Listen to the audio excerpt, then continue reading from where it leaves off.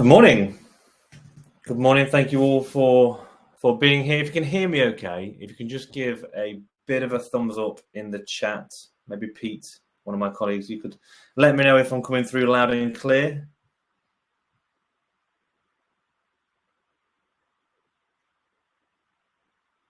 All good? All good, fantastic. So thank you all for joining us. We run these webinars once every 2 months, very, very roughly, and we cover a variety of different topics, SEO, PPC, branding, design, really the sort of full spectrum of digital marketing and everything that's important in order to thrive online, so to speak. So I'm going to jump right in. The presentation will be around 15-20 minutes, very, very roughly, and there'll be the opportunity for questions at the end. So I'm just going to share my screen.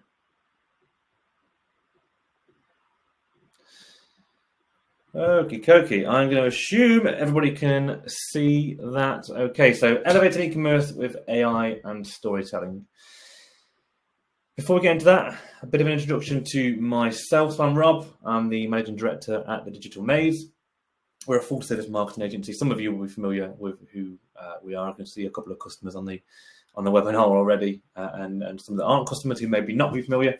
Full service marketing agency. Our three core services are SEO, paid advertising, which covers Google, Facebook, Pinterest, and all the other sort of key social media platforms, and web development as well. And we are full service. That's what we like to be, and we believe that we can provide a full service to our customers and cover all bases from a digital marketing point of view. Me personally, so one of the founders of the agency. I've been in agency leadership now for sort of 10 plus years. My background is actually in programming. That's how I got started out. But above all, I'm just very passionate of working with business owners, marketing leaders to help propel their business forward online. And I'm also very interested in exploring AI and how it can impact marketing, because I think that is going to be hugely prevalent for the next few years. So elevating e-commerce with storytelling and AI. The marketing landscape, as I'm sure everybody on this webinar will be aware, you'll be involved in marketing. It's changing. It's changing more and more. It's always changing, and it causes a lot of headaches. This little diagram here that I drew sort of gives a sort of a visual representation of the ups and downs that you'll see as a marketeer. But as I say, this is generally how most marketeers will feel on a daily basis with all the changes, whether it's Google changing their algorithm or AI coming in and turning everyone's strategy on their head as well. So it's always changing. But in our opinion, the two things that are definitely here to stay is AI and storytelling. So for us, that's where we should focus our time. That's where we focus our time as an agency, and that's where we believe that marketing leaders should focus their time as marketeers as well. So storytelling, what's that got to do with AI? Well, we're actually going to come to that, and hopefully by the end of this presentation, you'll understand the link between the two. So I just want you to remember these stats. So 6 out of 10 shopping journeys start online. 71% of customers expect a personalized interaction from a brand. 37% of customers purchased in 2023 because of brand buy-in. And AI, according to the data, will fully recognize user preference and be able to form its own opinions by 2026. So let's start with AI. AI in e-commerce is not particularly new. I'm just going to check the chat. I can see 4 different. AI in e-commerce is not particularly new. So a lot of you, if you've shopped on Amazon, if you're anything like me or my wife, for example, there seems to be a package turn up every single day at the moment. You'll probably be familiar with Amazon. Amazon's a really good example of how they use quote unquote AI to make the shopping experience much improved. So you can see from the screenshot here, it's telling me in a really personalized way where I was picking up last, where I should pick up last. So I was obviously looking at trainers beforehand, and I can see that it's obviously telling me to jump back into that category. It knows my previous shopping history, so TV and wall brackets, home and kitchen stuff, some protection stuff for the skin. It knows I'm interested in that, and I've got a preference for that. So it probably recognizes that I didn't actually make a purchase. So again, it's asking me to keep shopping for that. And it knows based on my search history that I've looked for tablets in the past. So it's serving me up a deal on a tablet. Now, this could be perceived as AI, and I've got no doubt that the sort of business Amazon they are using AI. But actually, a lot of this is stuff that's quite feasible to implement right now. So a lot of it is database-led formulas to show related products and recommended for you based on previous search history, which gets stored into databases and can be looked up, in the development of a website. But that's just sort of that's really the base of where we're at now. And I think product recommendations and search history will no longer be enough, especially as we start to progress through this sort of AI journey that we're all about to embark upon over the next few years. You only have to look at SGE, which is Google's new search engine, which stands for Search Generative Experience, to understand that the user's search is going to become much more specific over time. I think that's where we're going to head. I think no longer are you going to be searching, or customers are going to be searching in the search engines LED nightlight. They're going to search something very, very specific, like what's been searched here in this example. So I want a nightlight suitable for children. It's got to have warm colours. I want blue and white light to reduce, to impact sleep quality, stuff like that. I think long tail, very, very specific searches are going to become the norm, because actually right now, if you did that, you probably wouldn't get a fantastic result from Google. But with their new SGE experience, you're likely to get a very, very specific set of product recommendations, which actually will work very, very well for what exactly you want and what exactly your needs are. Again, not quite how we do it now, definitely the way it's going, causes more headaches. So here's some actionable tips, which hopefully get rid of some of those headaches. So some ways you can start to prepare for this transition and become more specific. So when people are starting to search more specifically in search engines, your e-commerce website is appearing. So adding use cases to your products to match user search behavior. My belief and our belief is that when users are searching in this new sort of AI era on Google, they're going to be searching alongside a use case. They're going to be saying, I want this product for this specific reason, for this specific situation that I'll be in. So adding use cases to your products to match that user search behavior is going to be really important. So you can do that via adding more content to your product pages. Maybe it's FAQs, maybe even building a use case area on your product page to bolster the content on that website. And over time, Google will start to recognize the application that your product can be put into effectively. And again, that will really impact positively on the new SGE experience. Again, our belief is that Google is likely to look at product reviews to understand more about your products. So focusing on review generation is going to be really important. I think right now, reviews are great from a user experience point of view. 5-star, good, 1-star, not so good. But I think Google and its AI is going to become clever enough to almost be able to read those reviews and look at the opinions of customers and serve up results based on those opinions, and also understand if a particular use case is noted within a review. Again, it will start to attach that use case to your product, and again, that will really impact on the search results that you appear in. Accompanying products with guides and other articles. So again, as I mentioned earlier, I think user search is going to become very, very specific. It's going to be accompanied with specific attributes that somebody wants within a product, rather than sort of really short-tail generic terms.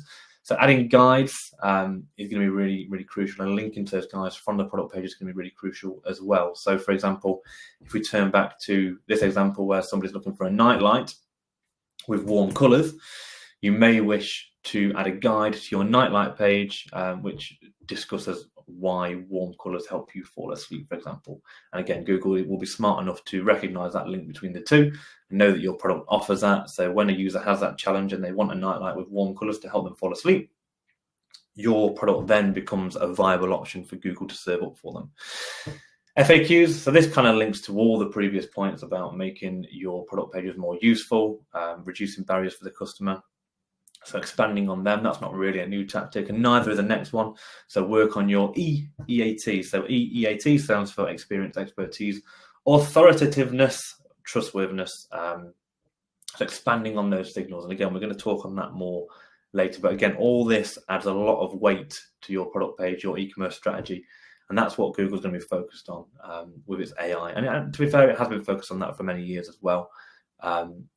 So that's how our strategies should look to progress.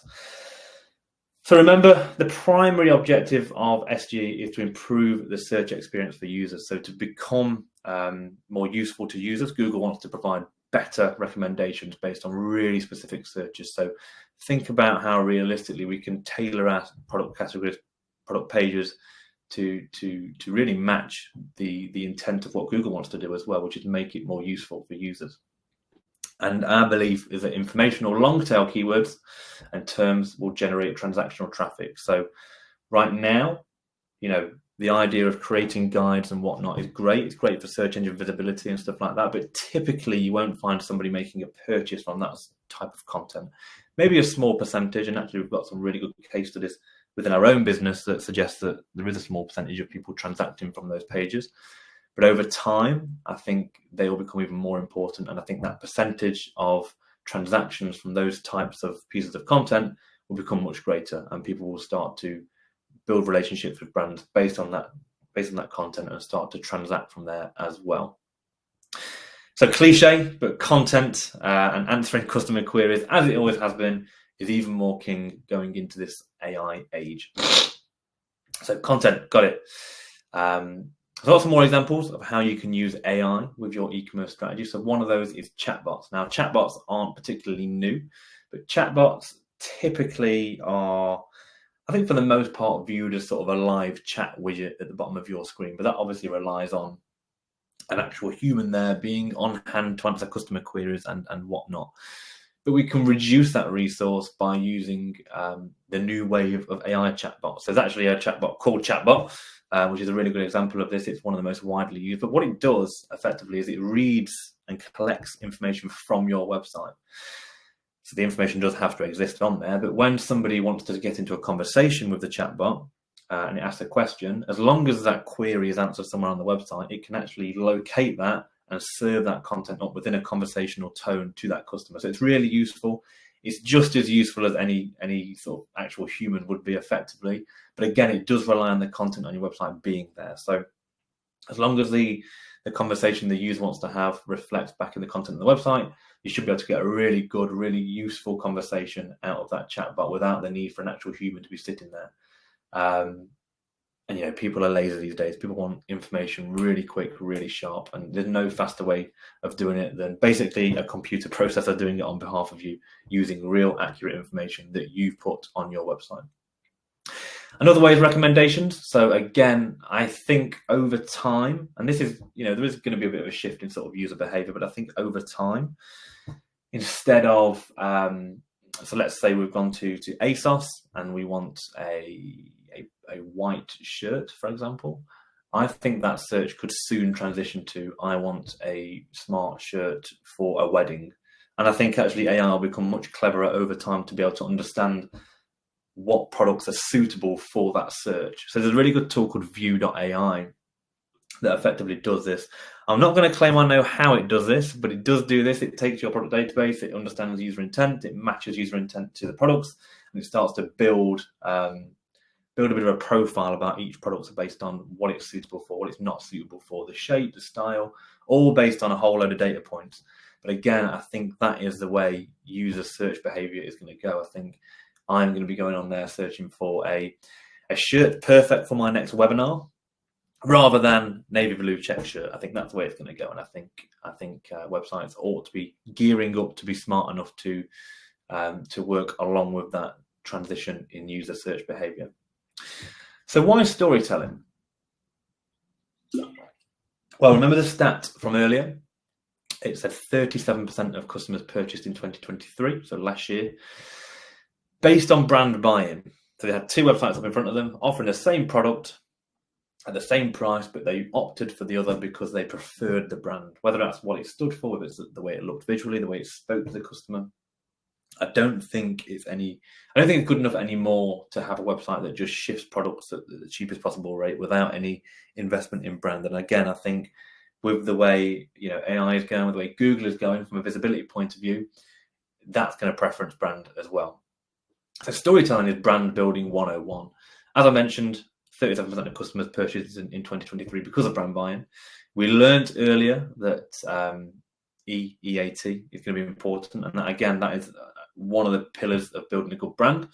And I think AI is certainly going to be intelligent enough to add weight to a superior brand. So when you've got, a search goes into Google, I think over time, brand and the general customer opinion on that brand is going to add a lot of weight. So if it's superior or seen as superior by the general public, it's going to have a much greater chance of being served up at position 1, 2, 3, 4, 5, whatever it might be, in the search engine. So now is the time to start thinking about building the brand, start looking at that top of the funnel content rather than just focusing on that really transactional stuff at the bottom of the funnel. So I know probably fairly basic advice, but how do we storytell? So using a consistent message. So a unified brand experience that resonates with your audience, stand for something, have an opinion, have a reason to exist, and stick to that as well. Make sure that is consistent throughout all your messaging, throughout all your brand materials, your ad copy, your ad assets, the videos, the content that you produce, and so on. Stick to that, have an opinion, make sure it's consistent, and that over time will stick within the customer's head, and that's how you build a brand. Speak your customer's language. So really assess your buyer persona, scan through product reviews, see where your customers spend their time and who with. If you're aiming your product at a younger generation, maybe quite a cool or hip persona, shift your tone of voice to be like that. Use a bit of slang, make it cool, make it young, and address those people. If your product on the other side of things is aimed at maybe 30 to 50-year-old professional services, whatever it might be, again, adjust your language, make it quite prim, make it quite proper, make it quite straight to the point, make it quite professional. But just make sure you know your customer, make sure you're speaking their language. Be part of something bigger. So a really good example of this is Tom's. So I'm not sure how popular they are these days, but I know certainly I had a pair back in the day. But they sell shoes, and their thing was every pair of shoes that they sold, they would donate a pair of shoes to those less fortunate. And it was really good. They really rode the wave of that, and they built a massive brand, probably saw huge revenues, as well as doing something really good for the world. And some more stats, 70% of consumers would opt for a brand because of its cause. So having a good cause, being charitable, giving back, however that looks, consumers are really starting to preference that these days. So it's really worth thinking about what your charitable thing is going to be if you haven't already got one. And 53% of people would not invest in a company that doesn't support a good cause. So again, having to think about what that looks like. Again, it all adds weight to the overarching brand. Incorporating UGC. So UGC stands for user-generated content, and 60% of consumers believe that UGC is the most authentic way of marketing. And authenticity is a fantastic way of building a brand. It establishes user trust. It's honest content. It builds brand. It establishes connection with the audience. It's really relatable as well. So, you've probably found yourself relating to something you've seen on Instagram Reels or TikTok or whatever it might be. And then 70% of customers look for reviews before buying. The next layer to reviews, other than a written review, is looking at videos of authentic people they relate to, people in similar situations to them, giving a good, honest review of how it's impacted their life. So all of this impacts brand, but also search engine visibility as well. Sharing your story, again, building that brand, building that storytelling. Here's a good example, Gymshark. In fact, they started their business the same time I did, and our wealth has gone in very different ways, shall we say. But I'm actually wearing Gymshark today. I'm genuinely interested in their story. I find it really interesting. I find their growth, their fast growth, really interesting. I find the fact that there's somebody, young or a similar age to me running a business of that scale really interesting. I watch their videos and it makes me want to buy. I almost forget about the price of the product. I almost forget about competitors because I'm more vested in their story than I am with any other story. And I've got no doubt that adds a huge amount of weight to their brand. Well, of course it does, but also that weight then is translated into search engine visibility, and that will get more and more prevalent over time. So all of this is storytelling, knowing your audience, knowing how they think, how they speak, having values and a cause, I think is really important, having a consistent message and making sure that's distributed in a way that connects with your audience.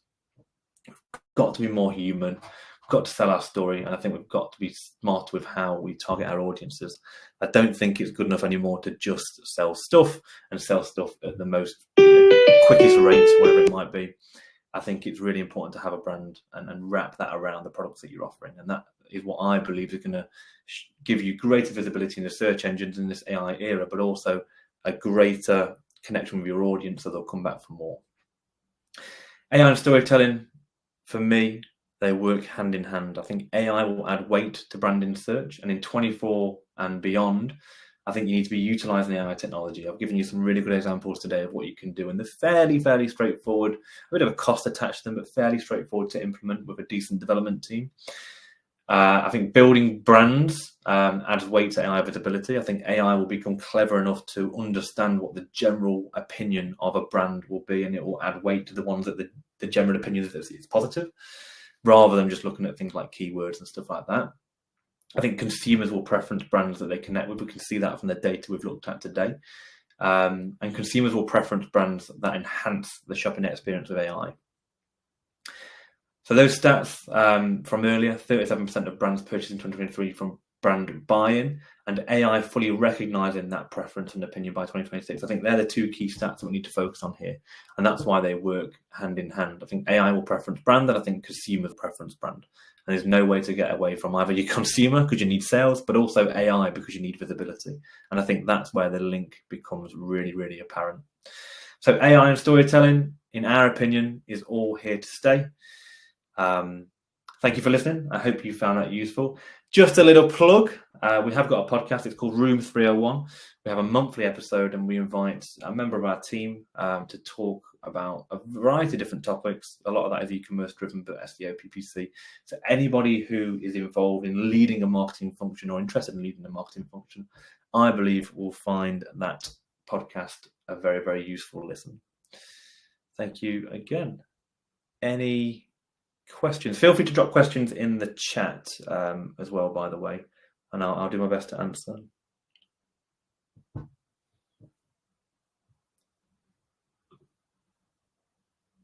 Just checking my screen has dropped down.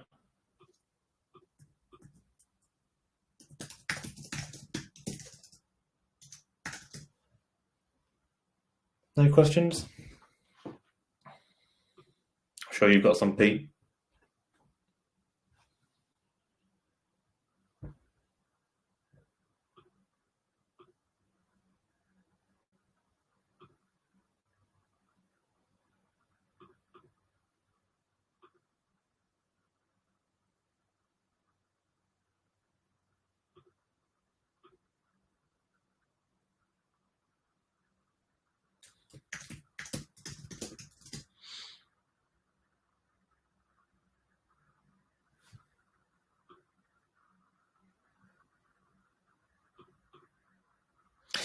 First question. So you mentioned plenty of actual tips to help with your SG results, from reviews to EEAT.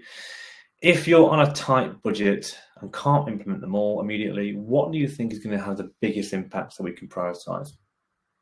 I think there's various ways to improve upon your sort of trustworthiness, authoritativeness within your website. I think one of the, I suppose, easier ways of doing it for me is to accompany content with an author profile. So having an author profile that explains why you're an authority on a particular topic, whether it's your education or your experience, your general expertise. Have you been cited in other places, high authority places, all that kind of stuff. If you can stuff that in an author profile that really builds that authority and attach that to a piece of content or attach that to some information on a product page, Google adds a lot of weight to that, and it really values that sort of thing. And it adds proof, it adds social proof that actually we're not just talking rubbish here. We know what we're talking about because of these reasons.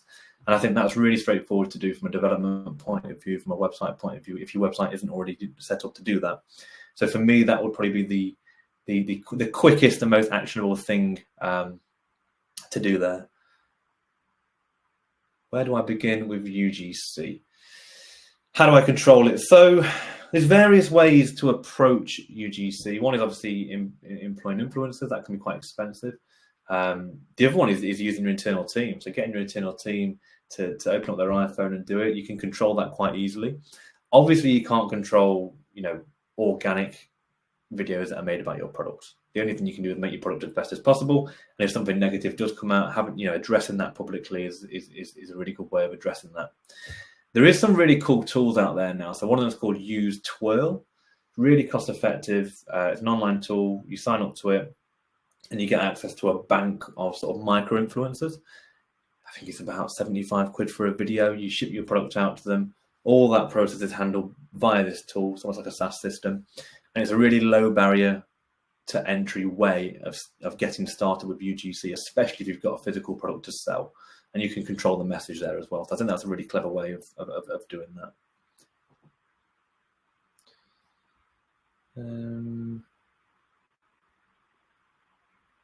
Thanks, Tom.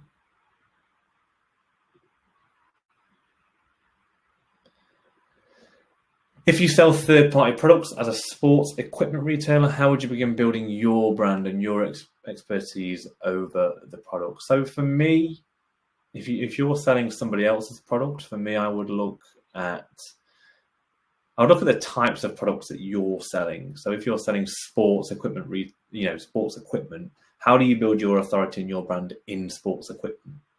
There's plenty of retailers out there that don't sell their own product. Let's take Flannels, for example. So Flannels is a luxury clothing retailer. They don't sell their own products. They sell Louis Vuitton, Gucci, etc., etc. But they're known for their quality. They're known to sell those products.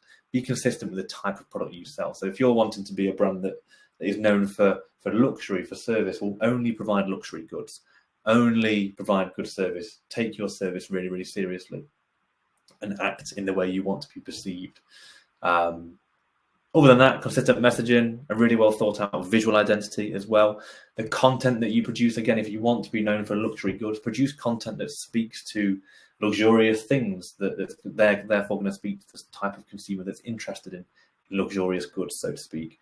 Build your authority on that, and again, attach your author profile to it, and so on and so forth.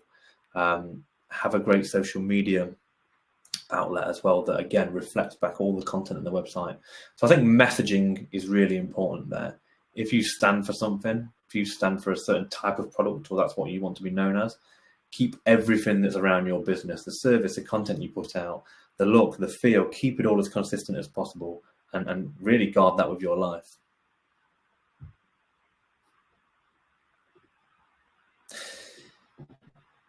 Cool. Okay, I think we will leave it there. Again, thank you all for joining us. As I mentioned, with the Digital Maze, we're a full service agency offering SEO, PPC, and web development. If anybody would like any support with any of that, or even just an off-the-record chat or some advice, feel free to go over to thedigitalmaze.com, fill out a form. I'll be in touch, and we can have a chat, and we can understand how we can help. Thanks, guys. Take care.